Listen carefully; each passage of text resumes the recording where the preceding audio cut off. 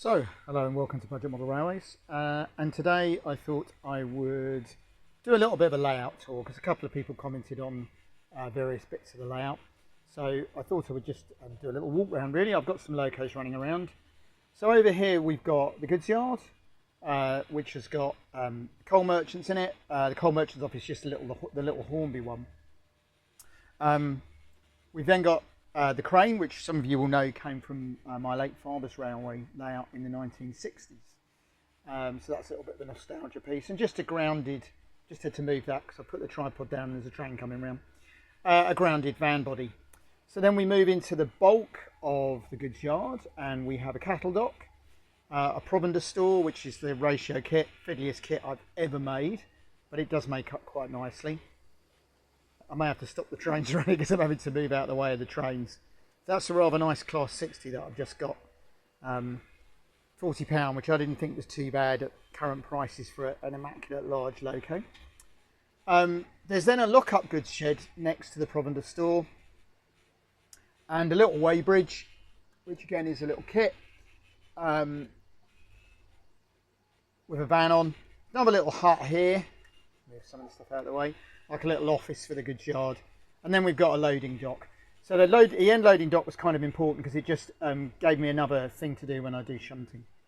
We then move towards the little loco servicing yard really. So we've got a coal station there, which came from a guy on eBay. A couple of huts, water tower. The little hut over the back with the privy on the side I made myself for another layout. And we've got the little hut to cover the ground frame for the goods yard. The station obviously is the daypole buildings. That one's been cut in half and made shorter. And then that's the standard one. And as we come round, we've got the wheels ratio platform kit. Let's just put that there a minute. And then that gives you quite a nice shot actually of the station area. So I was quite pleased with this. This has come out, you know, from a distance, makes quite a nice little station. So you've got two buildings there effectively, and your bay platform, which usually has my daypole bus in it, but at least this way you get a little bit of a look at the station. And then over the other side, we've got another daypole station building and another canopy. And this station building's been slightly adapted because I've just filled in the back windows. I do think a lot of these daypole buildings got too many windows. The bungalow is a particular case in point. Daypole footbridge was actually one of the first things Doug ever painted when he was about 9. It's been through a few incarnations and has finally made it onto this layout.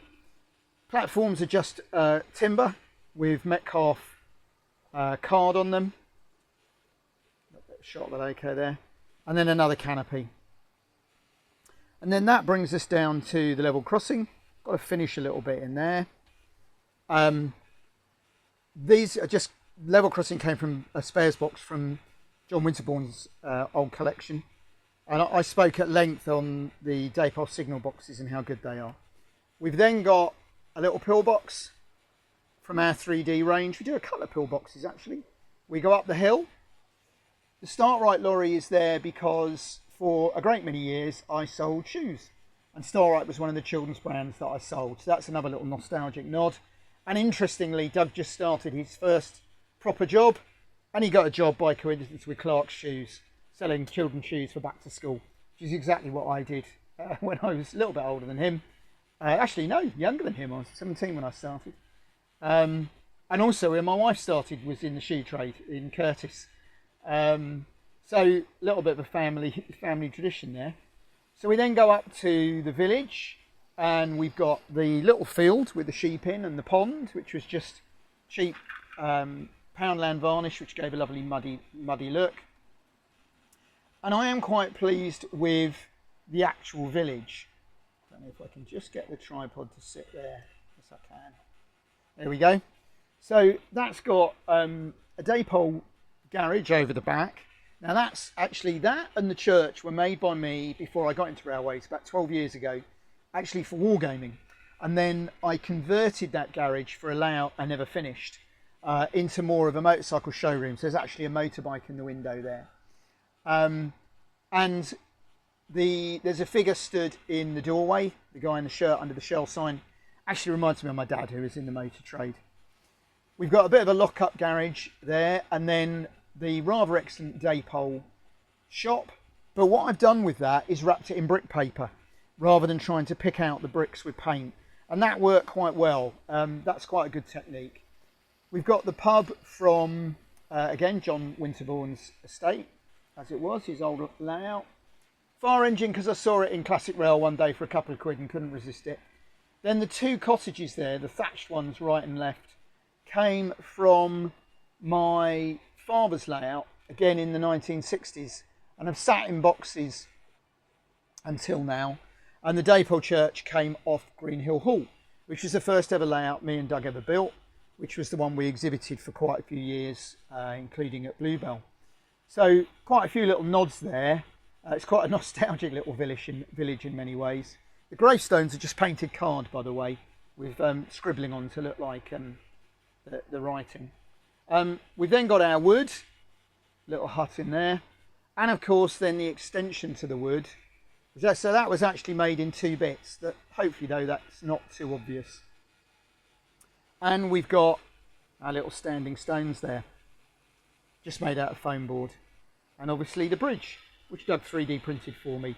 It didn't cut quite as clean as we wanted. It needed a little bit of work, and that's why it's not actually available in our range. But it did paint up quite nicely.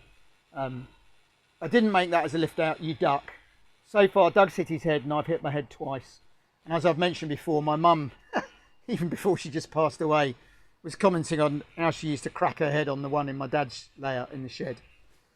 So that's my 00 shed layout, which I am quite pleased with. It does most things that I want, especially now I've got the running line. Now, I do have a few plans for it, however. So this wall here might come down, because this was going to be an HO layout for my okay collection of 00 locomotives and rolling stock. However, I can't get over the fact of how good it would be to stand in here, look back and watch the trains running round, or potentially stand here and be able to watch the trains run through the station and then carry on down, probably through the scenery. So I've also got a little river buried under some envelopes there, potentially. So I've no idea what I'd do, but the view is possibly to make it single line and to turn it into a scenic area for the 00. Just going to put that there a second, give you a bit of a shot. Possibly with a hill here.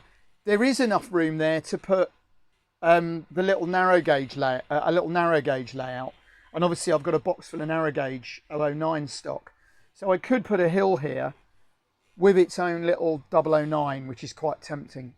So that's one plan, and then the HO would come over here as a shunting layout. Now this is a long, 6 foot long self-supporting shelf from IKEA. I actually paid £5 for it from my local tip shop.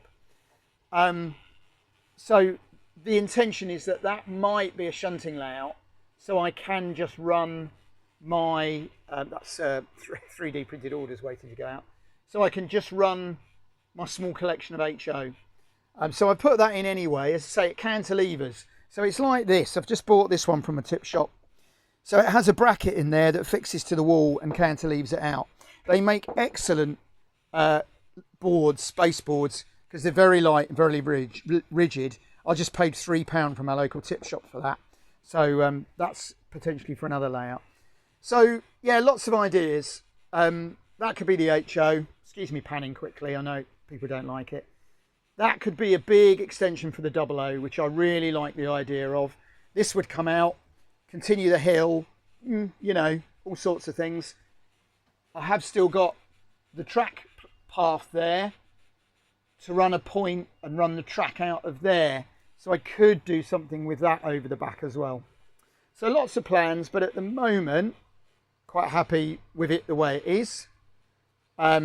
One other plan I'll try and pan slowly is to move this printer and then convert this also to a scenic area, probably using my super quick buildings. So just run the track through a town area. Wouldn't put anything additional track in, but I would just put a little super quick town in there. So we'd have a town, bridge, existing layout into the junction station, which I've decided to call Green Hill Junction as a nod to our original Green Hill layout.